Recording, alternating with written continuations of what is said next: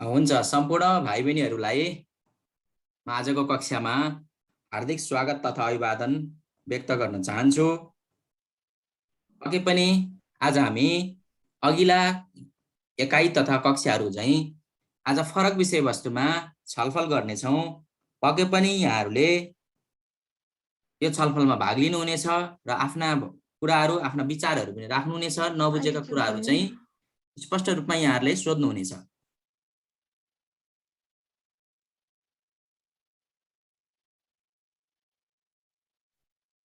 आजको विषयवस्तु रहेको छ हाम्रो कक्षा 10 सामाजिक अध्ययन एकाइ 2 अन्तर्गत विकास र विकासका पूर्वाधारहरू भन्ने एकाइ अन्तर्गत रहेर आज हामी पाठ 4 को समकालीन विकासका लक्ष्य र नेपालको बारेमा छलफल गर्न गइरहेका छौँ।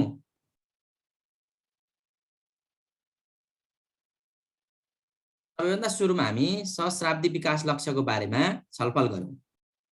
संयुक्त राष्ट्र संघीय सम्मेलनको घोषणा पत्रद्वारा सन् 2000 को सेप्टेम्बरमा जारी गरिएको हो यो सहस्राब्दी विकास लक्ष्य। यस विकास लक्ष्यमा 8 वटा उद्देश्य, 18 वटा लक्ष्य र 48 वटा सूचकहरू रहेका छन् भने यस सहस्राब्दी विकास घोषणा पत्रमा 147 वटा देशका प्रतिनिधिहरूले चाहिँ हस्ताक्षर गरेका छन् भने 189 वटा देशका प्रतिनिधिहरूले, सरकार प्रमुख सहित 189 देशका प्रतिनिधिले हस्ताक्षर गरेका थिए। यस घोषणा पत्र मार्फत विकास, शान्ति तथा सुरक्षा, लैङ्गिक समानता, विभिन्न स्वरूपको गरिबी निवारण र दिगो मानव विकासका पक्षमा गहिरो प्रतिबद्धता व्यक्त गरिएको छ। विशेष गरेर यसमा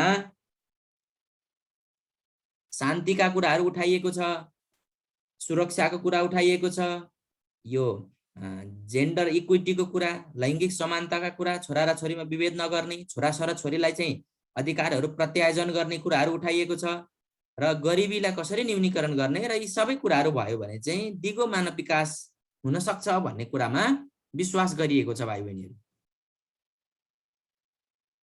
त्यसैगरी दिगो विकासको लक्ष्य संयुक्त राष्ट्र सङ्घको नेतृत्वमा विश्वका साझा समस्याहरूलाई सामूहिक र एकताका साथ सम्बोधन गर्ने प्रयासको रूपमा सन् 2015 सेप्टेम्बर 25 मा राष्ट्रसङ्घीय महासभाबाट पारित भई विश्व विकासको 15 वर्षीय योजना, विशेष गरेर यो अघि हामीले भन्यौं सहस्राब्दी विकास लक्ष्य चाहिँ विशेष गरेर यो 1990 मा सुरु भएर 2015 मा हामीले सक्यौं सहस्राब्दी विकास लक्ष्य यसलाई भने जुन दिन सक्यो, जुन समयमा सक्यो, त्यहाँदेखि सन् 2015 सेप्टेम्बर 25 मा चाहिँ राष्ट्रसङ्घीय महासभाबाट पारित भई विश्व विकासको 15 वर्षीय योजना मार्गचित्र नै दिगो विकासको लक्ष्य हो। तपाईँ हामीले के बुझ्न जरुरी छ भने यो मिलेनियम डेभलपमेन्ट गोल, जसलाई हामी सहस्राब्दी विकासको लक्ष्य भन्छौँ, यो सहस्राब्दी विकासको लक्ष्य चाहिँ 2015 सम्म मात्र थियो। यसले चाहिँ 1990 लाई आधार मानेर 2015 सम्म यसका चाहिँ विभिन्न किसिमका चाहिँ 8 वटा लक्ष्यहरू, गोलहरू निर्धारण गरियो, 21 वटा परिसूचकहरू निर्धारण गरियो, त्यसपछि 48 वटा सूचकहरू निर्धारण गरियो हो। यो चाहिँ 2015 सम्म मात्रै रह्यो भने 2015 देखि त विश्वको विकास गर्नको निम्ति त एजेन्डा नहुने भयो हो। त्यसको लागि चाहिँ सन् 2015 देखि 2030 सम्म विशेष गरेर विश्वका देशहरूलाई चाहिँ विकास गर्नको निम्ति एउटा रोडम्यापको आवश्यक पर्यो हो। त्यो मार्गचित्रलाई चाहिँ हामीले के भन्यौं, दिगो विकासको लक्ष्य भनेर भन्यौं। कन्फ्युज नहुनुस् है, भरे हामीलाई सहस्राब्दी विकास लक्ष्य र दिगो विकासको लक्ष्यका समानताहरू के छन्, यसका चाहिँ फरकहरू के हुन् भनेर परीक्षामा आयो भने पनि यो कुराहरूलाई हामीले ध्यान दिन जरुरी छ। सन् 2000 मा निर्धारण गरिएको सहस्राब्दी विकास लक्ष्यको प्रगतिको समीक्षा गरी प्राप्त प्रतिफलको संरक्षण गर्दै, ध्यान दिनुस् है अब, र नयाँ थप विश्व विकासका विषय पनि समावेश गरी विकास लक्ष्य निरन्तरताका लागि संयुक्त राष्ट्र सङ्घको नेतृत्वमा 60 वटा भन्दा धेरै अन्तर्राष्ट्रिय सङ्घ संस्थाहरू 88 वटा देशमा भएका विविध छलफलको निष्कर्ष सहित विश्वलाई भोग, गरिबी, असमानता र वातावरणीय असन्तुलनबाट मुक्त गरी नागरिकलाई स्वस्थ, शिक्षित, समुन्नत र सुरक्षित बनाउने विश्व विकासको 15 वर्षीय दोस्रो अभियानको नाम नै दिगो विकासको लक्ष्य हो। सही, अगाडि हामीले सहस्राब्दी विकास लक्ष्यमा गरेका कुराहरू, त्यसमा भएका प्रगतिका बारेमा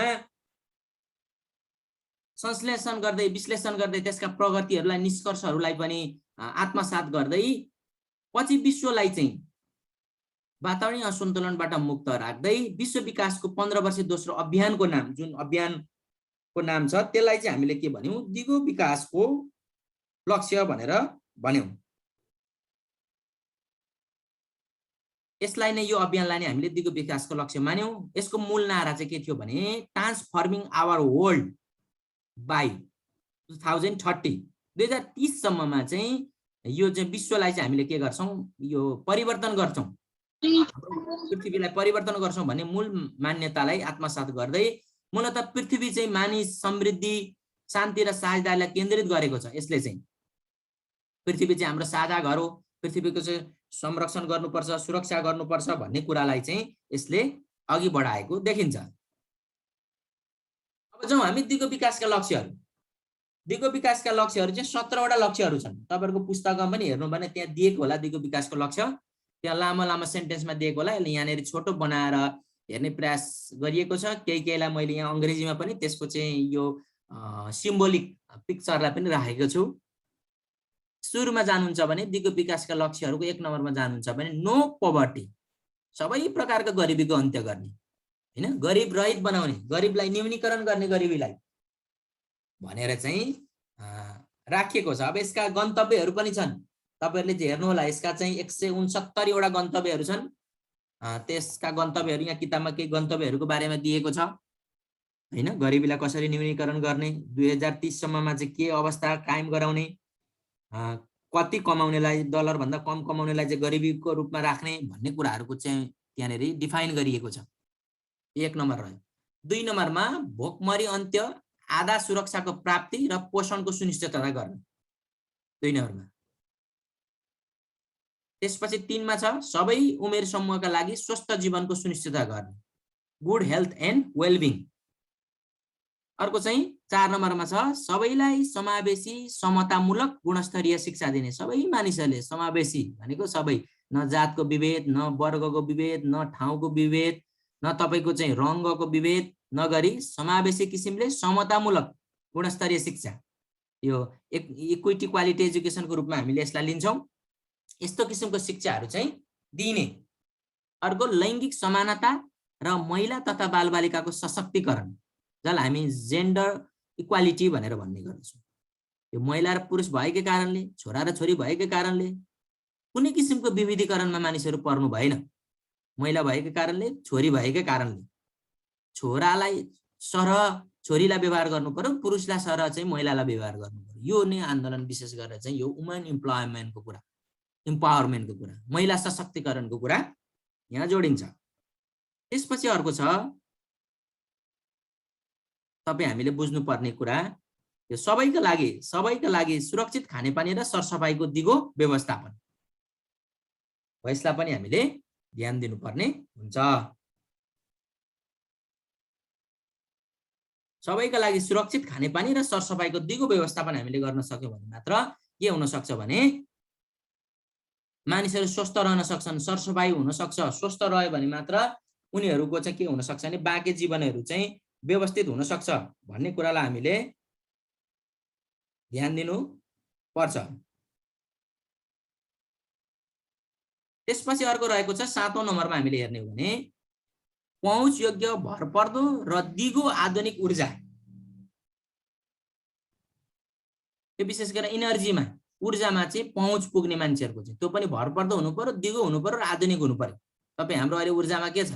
तपाई हाम्रो चाहिँ पटक पटक लाइन गइराख्ने समस्या, पानी पर्यो भने लाइन जाने, हैन, केही भयो भने लाइन जाने, त्यो यसको चाहिँ विद्युतीकरणको चाहिँ विद्युतमा हाम्रो पहुँच चाहिँ नगण्य रूपमा छ। अझ हामीले चाहिँ के भन्छौं भने विशेष गरेर चाहिँ यो खाना पकाउनको निम्ति पनि बिजुलीको चाहिँ आपूर्ति गर्ने भन्ने खालको सरकारको योजना छ। तथापि हामी त्यहाँसम्म पुग्न सकेका छैनौं। अझै पनि सबै मानिसहरूको बिजुलीमा के छैन, पहुँच पुग्न सकेको छैन। त्यो किसिमको दिगो आधुनिक ऊर्जाको व्यवस्थापन गर्न सकेका छैनौं हामी। अर्को छ समावेशी र दिगो आर्थिक वृद्धि तथा उत्पादनमूलक रोजगारको प्रवर्धन। यो 8औं नम्बरमा है। अब रोजगारलाई हामीले उत्पादनमूलक रोजगारलाई प्रवर्धन गर्नु पर्यो, उत्पादनमा जोड दिनु पर्यो। उत्पादन गर्न सक्यो भने अस्ति पनि मैले तपाईलाई भनेको थिएँ भने व्यापार घाटालाई चाहिँ हामीले न्यूनीकरण गर्न सक्छौं, उत्पादनलाई बढावा दिन सक्यौं भने। विशेष गरेर यो समावेशी र दिगो आर्थिक वृद्धिको कुरा गर्छौं। आर्थिक वृद्धि हाम्रो ऋणात्मक भइरहेको छ, यसलाई कसरी धनात्मक बनाउने, कसरी 2 अङ्कको आर्थिक वृद्धिलाई अभिवृद्धि गर्ने। 2 अङ्क भनेको 10 देखि माथि 2 भयो, 9 सम्म 1 अङ्क भयो, 10 भनेको 2 अङ्क, 1 0 दुईवटा अङ्क छ, त्यसकारण त्यसलाई 2 अङ्कको आर्थिक वृद्धि भनेर भन्यौं हामीले। हो, त्यो आर्थिक वृद्धि पनि समावेशी हुनु पर्यो। त्यो आर्थिक वृद्धि गर्न पनि सबै किसिमका मानिसहरूको संलग्नता रहनु पर्यो। त्यो आर्थिक वृद्धि दिगो हुनु पर्यो।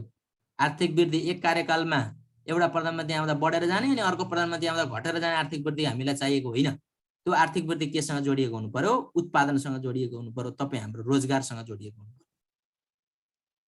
अर्को 9 नम्बरमा छ बलियो पूर्वाधार निर्माण गर्दै औद्योगिकरण र नवीन खोजलाई प्रोत्साहन गर्ने। बलियो पूर्वाधार निर्माण गर्नु पर्यो हामीले हामीले गएको भूकम्पलाई पनि हेर्यौं। हाम्रा पूर्वाधारहरू चाहिँ धेरै पूर्वाधार हामीले गुमायौं। धेरै पूर्वाधारहरूको कारण राम्रो नबनेको कारणले चाहिँ धेरै मानिसहरूलाई चाहिँ हामीले गुमाउनु पर्यो। लगभग 10,000 11,000 का हाराहारीमा मानिसहरूको चाहिँ मृत्यु भयो। त्यतिकै मानिसहरू चाहिँ त्योभन्दा बढी मानिसहरू चाहिँ अङ्गभङ्ग भए। धेरै मानिसहरूले आफ्ना आफन्तहरू गुमाए।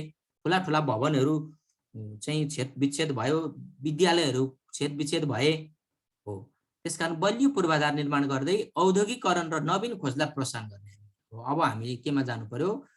औद्योगिकरणमा जानु पर्यो। हामीले औद्योगिक क्रान्तिमा जानु पर्यो, कृषिमा क्रान्ति गर्नु पर्यो। त्यो पनि कृषिसँग सम्बन्धित हाम्रा वस्तु तथा सेवाहरूलाई उद्योगसँग रूपान्तरण गर्नु पर्यो। हो, त्यसरी हामीले अगाडि बढ्न सक्यौं भने पक्कै पनि के गर्न सक्छौं भने हामीले यो किसिमको चाहिँ हामीले सहशाब्दी विकास, दिगो विकासको लक्ष्यहरू चाहिँ हासिल गर्न सक्छौं।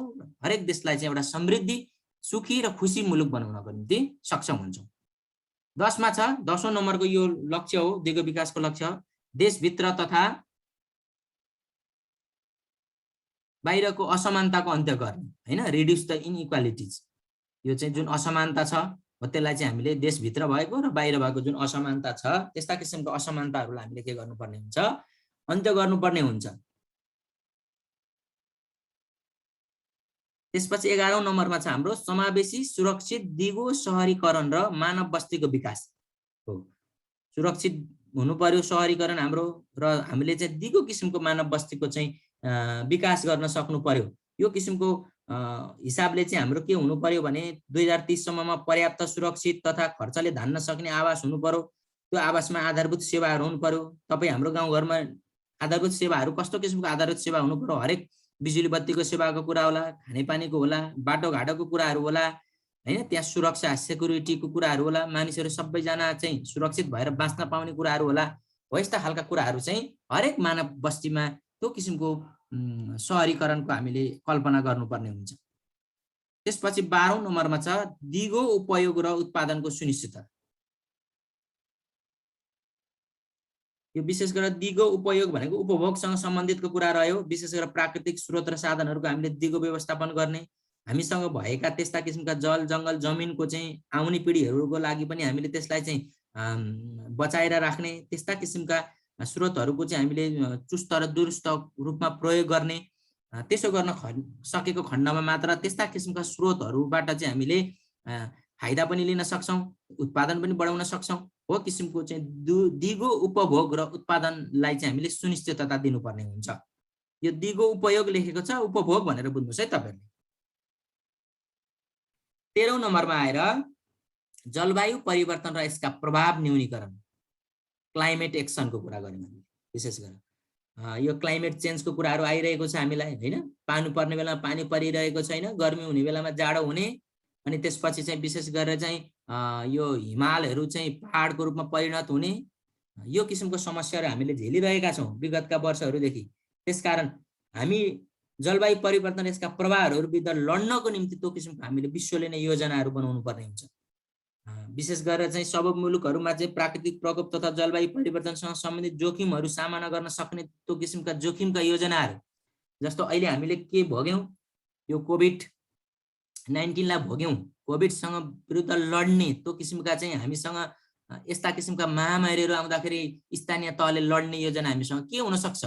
त्यस्ता किसिमका महामारी विरुद्ध लड्ने हाम्रा किसिमका योजनाहरू हुनुपर्छ। वार्ड तहमा, स्थानीय तहमा, प्रदेश सरकारसँग, संघीय सरकारसँग त्यो किसिमको योजनाहरू हुन सक्यो भने यस्ता किसिमका महामारीहरूबाट हामीले न्यूनीकरण गर्न सक्छौँ। जलवायु परिवर्तनसँग पनि विशेष गरेर त्यो प्रकृतिसँग जोडिएको विषयवस्तु हो। त्यसलाई हामीले कसरी ठिक ढङ्गले राख्न सक्छौँ? तपाईँ हाम्रा आनीबानीमा हामीले प्रयोग गर्ने चाहिँ विशेष गरेर चाहिँ यो के अरे जल प्रदूषणको कुरा रहे, वायु प्रदूषणको कुरा रह्यो, तपाईँ हामीले प्रयोग गर्ने प्लास्टिक जन्य पदार्थको कुराहरू रहे, अनि तपाईँ हामीले त्यसको एगेन्स्टमा गर्ने वृक्षारोपणको कुराहरू भए, हाम्रा वातावरणीय कार्यहरू, कर्महरू, हाम्रा क्रियाकलापहरू जसले चाहिँ वातावरणलाई असर पुर्याउनु भएन, हो यस्ता खालका कामहरू हामीले गर्न सकेको खण्डमा मात्र जलवायु परिवर्तन र त्यसले पार्ने प्रभावलाई हामीले के गर्न सक्छौँ? न्यूनीकरण गर्न सक्छौँ। 14 मा जाउँ। सामूहिक स्रोतको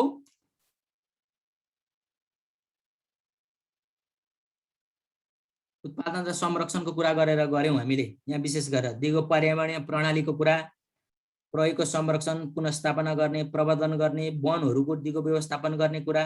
तपाईँ हामीसँग चाहिँ विशेष गरेर वन समितिहरू छ। ती वन समितिहरूले चाहिँ यहाँ रहेका आफ्नो वन क्षेत्रमा रहेका कुराहरूलाई काटदाउरालाई व्यवस्थित गर्ने, जङ्गली जनावरलाई संरक्षण गर्ने, यो मरुभूमिकरण विरुद्ध लड्ने कुरा यो विश्वको अभियान भएको हुनाले केही कुराहरू हामीसँग नमिल्न पनि सक्छ, किनभने मरुभूमि त हामीसँग छैन। तथापि हामीसँग भइरहेका जग्गा जमिनहरू चाहिँ यदि मरुभूमिको रूपमा परिणत भइरहेका छन् भने त्यस्ता किसिमका ठाउँहरूमा हामीले सामूहिक स्रोतको दिगो उत्पादन र संरक्षण गर्न सक्छौँ हैन। यो भूक्षयीकरणलाई रोक्ने कुराहरू भए, यस्ता किसिमका कुराहरूलाई अभिवृद्धि गर्दै हामीले जैविक विविधतालाई चाहिँ पारिस्थितिक प्रणालीलाई कसरी बचाइराख्न सक्छौँ भन्ने कुरामा हामीले नितान्त ध्यान दिनुपर्ने हुन्छ। त्यसै गरी अर्को 15 नम्बरमा छ पर्यावरणीय प्रणालीको संरक्षण। यो पर्यावरणीय प्रणालीको चाहिँ हामीले के गर्नु पर्यो? विशेष गरेर लाइफ अन ल्यान्ड भनेर भन्छौँ हामीले यसलाई। पर्यावरणीय प्रणालीको संरक्षण गर्ने, त्यस्ता किसिमका जमिनहरूको संरक्षण गर्ने कुराहरूलाई हामीले ध्यान दिनुपर्ने हुन्छ। त्यसै गरी 16 नम्बरमा शान्त समावेशी समाजको सुनिश्चितता, दिगो उत्तरदायी संस्थाको विकासको कुरा गर्छौँ हामीले। विशेष गरेर यसमा सबै किसिमको हिंसा, शोषण सम्बन्धित मृत्युदर उल्लेखनीय रूपमा घटाउने, भ्रष्टाचारमा कमी ल्याउने कुराहरू हैन, पिसको कुरा, जस्टिसको कुरा। त्यसपछि हाम्रा चाहिँ बलिया इन्स्टिट्युटहरू, हामीसँग जति पनि किसिमका चाहिँ इन्स्टिट्युटहरू छन् जसले हाम्रो परिवर्तनको निम्ति काम गरिरहेका छन्, त्यस्ता किसिमका इन्स्टिट्युटहरूलाई चाहिँ हामीले बलियो बनाउनु पर्यो। हो हाम्रा इन्स्टिट्युटहरू, हाम्रा सङ्घ संस्थाहरू बलिया भयो भने हामी बलियो हुन सक्छौँ। हो त्यो कुरामा हामीले नितान्त ध्यान पुर्याउनु पर्ने हुन्छ। हाम्रा उत्तरदायित्वहरू प्रभावकारी रूपमा कामहरू गर्ने, समावेशी संस्थाहरूको विकास गर्ने, यी संस्थाहरूमा संस्थागत विकासका कुराहरू गर्ने, नेतृत्व विकासका कुराहरू गर्न सक्यौँ भने पक्कै पनि के हुन सक्छ भने हामीले विश्वमै यो दिगो विकासको जुन लहर, जुन लक्ष्य लिएको छ 2030 सम्म, अहिले त हामी 2021 अब मा पुगिसक्यौँ। अब 9 वर्षभित्र यस्ता किसिमका योजनाहरू, यो अभियानहरूलाई हामीले के गर्न सक्छौँ? सफल बनाउन सक्छौँ। त्यसै गरी अर्को 17 नम्बरमा यो हाम्रो अन्तिम दिगो विकासको अन्तिम लक्ष्य हो, कार्यान्वयनका उपायको सुदृढीकरण र दिगो विकासका लागि विश्व साझेदारी हैन, पार्टनरसिपको कुरा आयो। यो विशेष गरेर त्यस्ता किसिमको लक्ष्यहरू प्राप्त गर्नको निम्ति अब हामीले के गर्नु पर्यो? पार्टनरसिप गर्नु पर्यो, साझेदारी गर्नु पर्यो। के गर्नको लागि? यी गोलहरू, यी लक्ष्यहरू हासिल गर्नको निम्ति हो। यो किसिमको विश्वव्यापी साझेदारीलाई हामीले पुनर्जीवन दिने, विशेष गरेर यसमा चाहिँ कर सहित अन्य राजस्व सङ्कलनको लागि अन्तर्राष्ट्रिय आन्तरिक क्षमतामा सुधार गर्ने, विकासोन्मुख राष्ट्रलाई अन्तर्राष्ट्रिय सहयोग मार्फत आन्तरिक स्रोत परिचालनलाई चाहिँ हामीले दिगो बनाउन सक्छौँ। यसको लागि हो यस्ता किसिमका कामहरू जसको लागि चाहिँ हामीले के गर्न सक्छौँ? वर्ल्ड विश्व विकास ब्याङ्क भयो, एसियाली विकास ब्याङ्क भए, विभिन्न युनाइटेड नेसनका चाहिँ एजेन्सी अर्गनाइजेसनहरू भए, युनिसेफ भए, युएनडिपी भयो, युनेस्को भयो, हो यस्ता किसिमका अन्तर्राष्ट्रिय साझेदारी सङ्घ संस्थाहरूसँग पनि तपाईँ हामीले के गर्न सक्छौँ? साझेदारीका मार्फतबाट चाहिँ हाम्रा कामहरू चाहिँ के गर्न सक्छौँ? अगाडि बढाउन सक्छौँ। हो यसले पक्कै पनि हाम्रो साझेदारीले हाम्रो देशको निम्ति यी 17 वटा लक्ष्यहरू जहाँ हामीले मिट गर्न सक्छौँ, त्यो राष्ट्रिय योजनासँग सम्बन्धित गरेर हुन सक्छ, हाम्रा हरेक वर्ष हामीले ल्याउने बजेटहरूसँग त्यसलाई लिङ्क अप गरेर हुन सक्ला, या अन्तर्राष्ट्रिय सङ्घ संस्थाहरूका चाहिँ योजनाहरू, कार्यक्रमहरूलाई चाहिँ तपाईँ हामीले साझेदारी गरेर अगाडि बढाउन सक्छौँ। हो यसो गर्न सकेको खण्डमा पक्कै पनि जुन विश्व अभियानको रूपमा चाहिँ जुन दिगो विकासका लक्ष्यहरू 2016 देखि 2030 सम्म जुन लागू भइरहेको छ, यस्ता किसिमका लक्ष्यहरू पूरा गर्नको निम्ति चुनौतीपूर्ण छ, समस्याग्रस्त छ, तथापि यो पूरा गर्नको निम्ति के हुन सक्छौँ भने तपाईँ हामी सफल हुन सक्छौँ। ल अब हामी लागौँ सहस्राब्दी विकास लक्ष्यको बारेमा। यहाँ मैले तल तपाईलाई अलिकति चाहिँ विशेष गरेर यो एसडिजी र एमडिजी को बारेमा अलिकति डिफेन्स पनि राखेको छु, पछि तपाईहरुले हेर्नु होला यसको बारेमा। मैले कुरा त्यति भनिरहन, यो कहिले सुरु भएको थियो, एमडिजी एसडिजी कहिले सुरु भयो, त्यसपछि चाहिँ यसको पिरियड कहिलेसम्म थियो, विशेष गरेर यसले चाहिँ कुन कुन कुराहरुलाई बढी हिट गर्छ, अनि यसका गोलहरु, टार्गेटहरु, इन्डिकेटरहरु कति कति छन् भन्ने खालको कुराहरु चाहिँ मैले एक बुदागत रूपमा चाहिँ तल राख्दिएको छु। पछि प्रश्नहरु पनि यसको रहन सक्छ, तपाईले खोज पनि गर्नुपर्ने हुन्छ यस सम्बन्धमा। ल अब हामी जाउँ सहस्राब्दी विकास लक्ष्य, जसलाई हामी मिलेनियम डेभलपमेन्ट गोल भनेर भन्छौं अंग्रेजीमा। यो मिलेनियम डेभलपमेन्ट गोल चाहिँ विशेष गरेर 1990 लाई आधार मानेर 2015 सम्म विश्वका देशहरुमा चाहिँ परिवर्तन गर्ने, विकास गर्ने उद्देश्यले स्थापना भएको थियो। यसका चाहिँ 8 वटा लक्ष्यहरू छन्, 21 वटा परिसूचकहरू छन् भनेर अघि पनि भन्यौं हामीले। 189 वटा राष्ट्रहरूले यसमा प्रतिबद्धता जनाएका छन्, हस्ताक्षर गरेका छन्। अब जाउँ हरेक सहस्राब्दी विकास लक्ष्यको बारेमा। 1 नम्बरमा गरिबी र भोकमारीको अन्त। यो विशेष गरेर चाहिँ यो गरिबी र भोकमारीलाई कसरी न्यूनीकरण गर्न सकिन्छ भन्ने कुरालाई आधार मानिएको छ, र यो चाहिँ विश्वमा भएको गरिबीलाई चाहिँ जनसंख्यालाई चाहिँ कम्तीमा जति गरिबी छन् त्यो गरिबीलाई झारेर 21% मा ल्याउने योजना रहेको थियो भनौं न। अब यसको त टाइमलाइन सकिसक्यो, तथापि हामीले यसलाई अध्ययन गर्छौं। यसकै विकसित रूपको रूपमा हामीले दिगो विकासको लक्ष्यलाई लियौं है। 1 नम्बरमा गरिबी र भोकमारीको अन्त्य। अब त्यसपछि अर्को छ 2 नम्बरमा विश्वव्यापी प्राथमिक शिक्षा हासिल गर्ने, achieve the universal primary education. विश्वव्यापी रूपमा चाहिँ हरेक मानिसहरूले चाहिँ प्राथमिक शिक्षा हासिल गर्न पाउने कुरा, यो चाहिँ सम्पूर्ण बालबालिकालाई प्राथमिक शिक्षा प्रदान गर्ने। तपाईं हाम्रो अहिले पनि के छ भने नेपाल सरकारको योजना आधारभूत तहको शिक्षा चाहिँ अनिवार्य निशुल्क छ। अनिवार्य भनेको चाहिँ पढ्नै पर्ने र निशुल्क छ। कक्षा 8 सम्म पढ्नको निम्ति कुनै पनि पैसा तिर्नु पर्दैन भन्ने मान्यताद्वारा चाहिँ यो कुरालाई अगाडि बढाइएको छ। त्यसपछि 3 नम्बरमा रहेको छ लैंगिक समानता र महिला सशक्तिकरण। लैंगिक समानता र महिला सशक्तिकरण, यो चाहिँ promote gender equality and empower women. लैंगिक समानता कायम गर्ने, यो बालबालिका विशेष गरेर विद्यालय भर्नामा समानता कायम गर्ने, लैंगिक विभेदको चाहिँ अन्त्य गर्ने, लैंगिक विभेद हुने खालका कानुनहरूको निर्माण नगर्ने, तपाईं हाम्रा व्यवहारमा पनि लैंगिक विभेदको अन्त्यको निम्ति चाहिँ पहल कदमी गर्ने, हाम्रा व्यवहारहरू पनि त्यो किसिमको देखिनु पर्ने, चाहे त्यो विद्यालयमा होस्, चाहे त्यो घरमा होस्, चाहे त्यो समाजमा होस्, चाहे त्यो अन्य किसिमका निकायहरूमा होस्। त्यसपछि 4 नम्बरमा रहेको छ बाल मृत्यु दरमा कमी हैन, रिड्युस चाइल्ड मोर्टालिटी। यो विशेष गरेर चाहिँ रिड्युस गर्ने बालबालिकाको जुन मृत्यु दर छ हैन, त्यो भित्र पनि शिशु मृत्यु दरको कुरा, बाल मृत्यु दरको कुरा हामी भन्ने गर्दछौं। 1 वर्ष पुग्नुभन्दा अगावै मृत्यु हुने शिशु मृत्यु दरको कुरा गर्यौं, र बाल मृत्यु दर 5 वर्ष भित्र हुने मृत्यु दर हो, यसलाई हामीले के गर्ने, घटाउने। र यसलाई चाहिँ 54 प्रति हजारमा चाहिँ ल्याउने भनेर चाहिँ योजना गरिएको छ नेपालको हकमा। यो त्यसैगरी अर्को छ मातृ स्वास्थ्यमा सुधार। यो विशेष गरेर चाहिँ इम्प्रुभ गर्ने, मेटरनल हेल्थमा चाहिँ के गर्ने, बढी भन्दा बढी चाहिँ हामीले इम्प्रुभ गर्न सकेको खण्डमा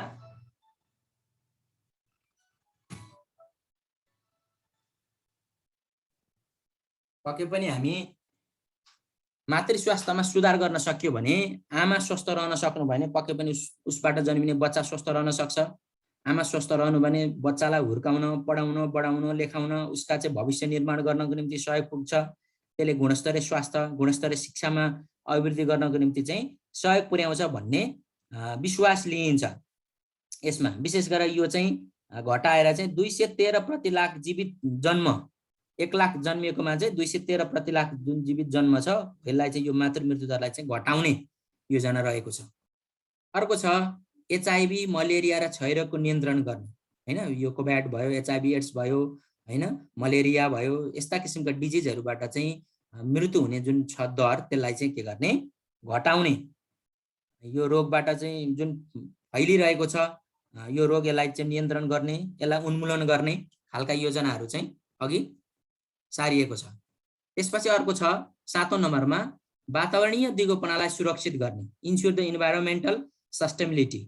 यो वातावरणीय दिगोपनालाई चाहिँ के गर्ने, सुरक्षित गर्ने। के गर्यो भने वातावरणलाई दिगो बनाउन सकिन्छ हैन। वन जङ्गलको क्षेत्रफल जुन 40% र खानेपानीको उपलब्धता जुन 73% पुर्याउने हाम्रो लक्ष्य रहेको छ देशको, यसलाई अब वन जङ्गलको क्षेत्रलाई बढाउनु पर्यो र मानिसहरुमा चाहिँ जुन शुद्ध पिउने पानी छ त्यो पिउने पानीको मात्रा र उनीहरुको पहुँचमा अभिवृद्धि गर्ने कुरा रहेको छ।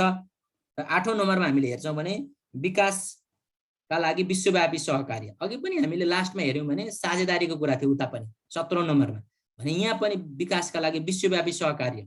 अब विश्वसँग पार्टनरशिप गर्ने डेभलपमेन्टको लागि तपाई हाम्रो देशको विकास गर्नको निम्ति विश्वमा रहेका कुन कुन इन्स्टिट्युटहरुसँग, युएन एजेन्सीसँग, युरोपियन युनियन होला हैन, सार्क छ, हामीसँग एसियाली विकास छ, हो यस्ता किसिमका विश्वमा रहेका इन्स्टिट्युटहरुसँग चाहिँ तपाई हामीले कोलाबोरेसन गरेर, समन्वय गरेर, सहकार्य गरेर, एजेन्डा मिल्दा विषयवस्तुमा हामीले मिलेर काम गर्न सक्छौं, सहकार्य गर्न सक्छौं। जहाँ हामीले सहकार्य गर्यौं त्यो सहकार्यले के गर्छ भने प्रतिफल प्राप्त गर्नको निम्ति हामीलाई सहयोग पुर्याउँछ। जस्तो विश्वमा भइरहेको यो हात हतियारको कुरा छ, जुन अपराधीकरण छ, भ्रष्टाचार छ हैन, जुन कालो धन्दा छ, हो यस्ता किसिमलाई न्यूनीकरण गर्न, रोकथाम गर्नको निम्ति पनि के गर्छ, यसले महत्त्वपूर्ण भूमिका निर्वाह गर्दछ।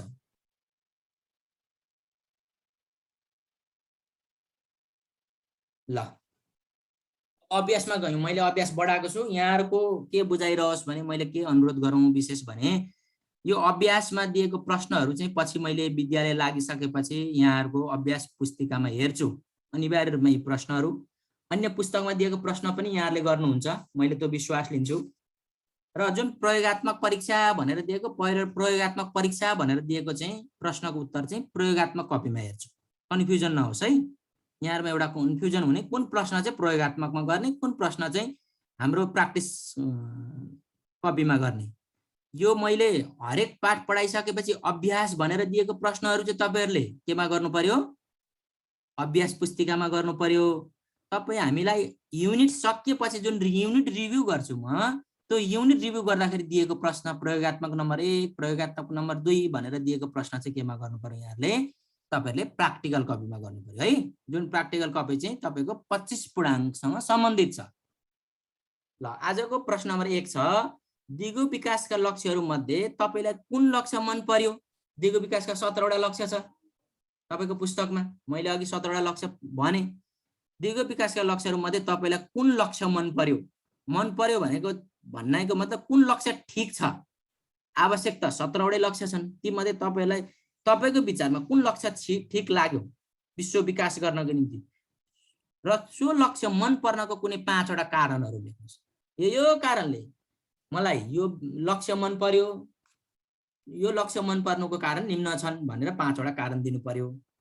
त्यसपछि अर्को छ 2 नम्बरमा, दिगो विकासको लक्ष्य र सहस्राब्दी विकासका लक्ष्यहरु बीचको कम्तीमा 3 वटा समानता भनेको सिमिलरिटी के छ यसमा, समानता के छ, र 5 वटा अन्तर भनेको 5 वटा फरक यी दुईटामा, एसडीजी र एमडीजी मा।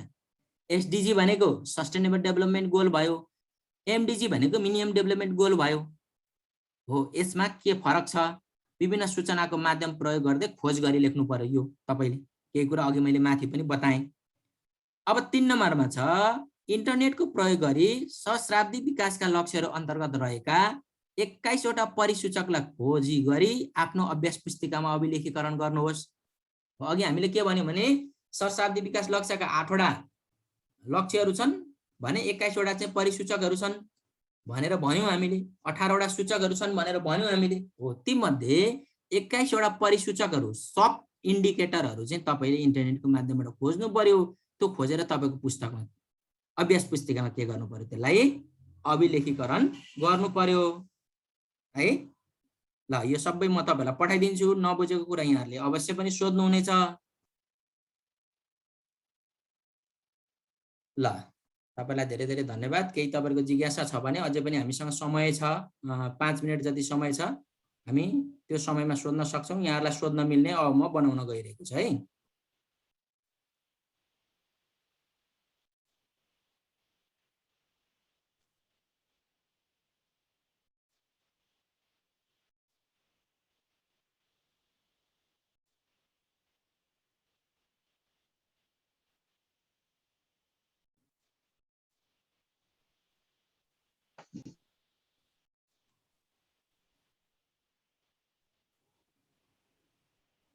ल केही प्रश्नहरू छ यहाँहरुको केही बुझ्नु भएको छैन भने कृपया तपाईले आफ्ना कुराहरू राख्न सक्नुहुन्छ है।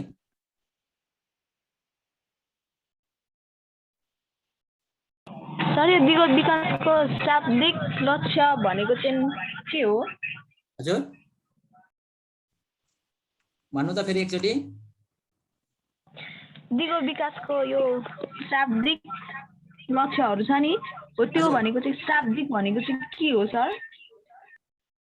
शाब्दिक भनेको शब्दमा वर्णन गर्ने खालका दिगो विकासका लक्ष्यहरू के छन् भनेर भनेको हो। जस्तो हामीले जुन लक्ष्यहरू पढ्यौं दिगो विकासको 17 वटा लक्ष्य भनेर। अब शाब्दिक रूपमा भनेको चाहिँ एकै रूपमा चाहिँ एउटै वाक्यमा वर्णन गर्न सक्ने लक्ष्य के हो यसको शाब्दिक लक्ष्य भनेर भन्ने कुरा आयो भने अघि हामीले भनेका थियौं नि विशेष गरेर चाहिँ यो विश्वलाई परिवर्तन गर्नको निम्ति विश्वमा चाहिँ आउने विभिन्न किसिमका चाहिँ अप्ठ्यारा परिस्थितिहरूलाई चाहिँ एकत्रित भएर लड्ने विशेष गरेर यो चाहिँ समावेशी समतामूलक माध्यमबाट चाहिँ समृद्ध कल्याणकारी राज्यको रूपमा स्थापित गराउने यसको लक्ष्य छ भनेर तपाईले भन्नुभयो भने मिल्यो। यो चाहिँ तपाईको किताबमै पनि होला त्यो लेखेको समावेशी समतामूलक मध्यम आययुक्त समृद्ध कल्याणकारी राज्यको रूपमा स्थापित गर्ने लक्ष्य रहेको छ भनेर भनिएको छ क्या यसको शाब्दिक अर्थ शाब्दिक लक्ष्यमा।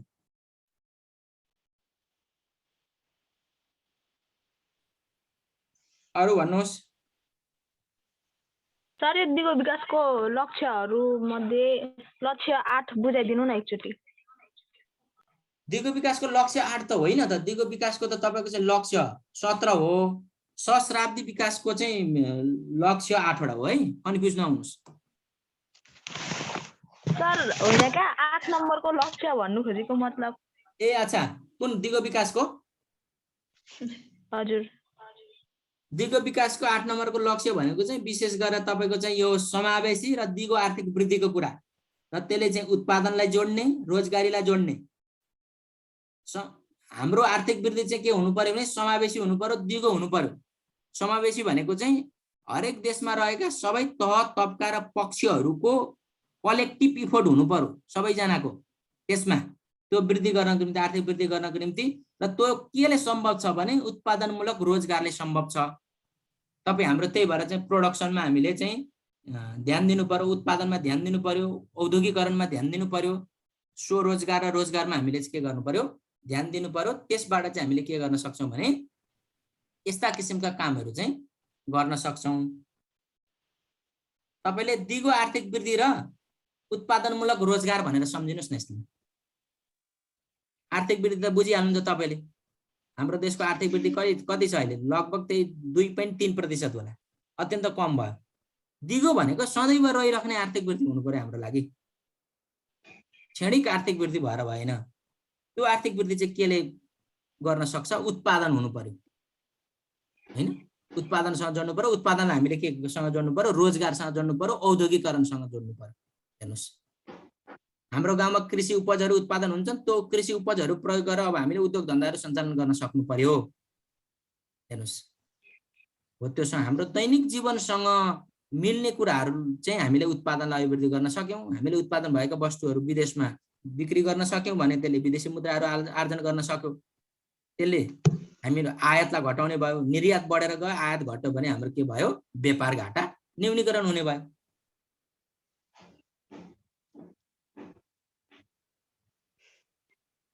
ल अरु कसैको केही छ? आज 39 जना हो पार्टिसिपेन्ट हुनुभएको।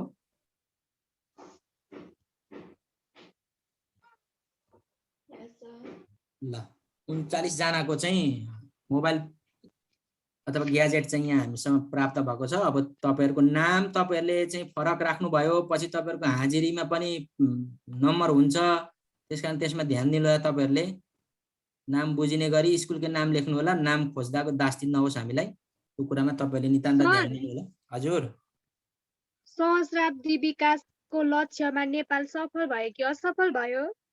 सहस्राब्दी विकासको लक्ष्यमा हजुर अब केहीमा सफलता प्राप्त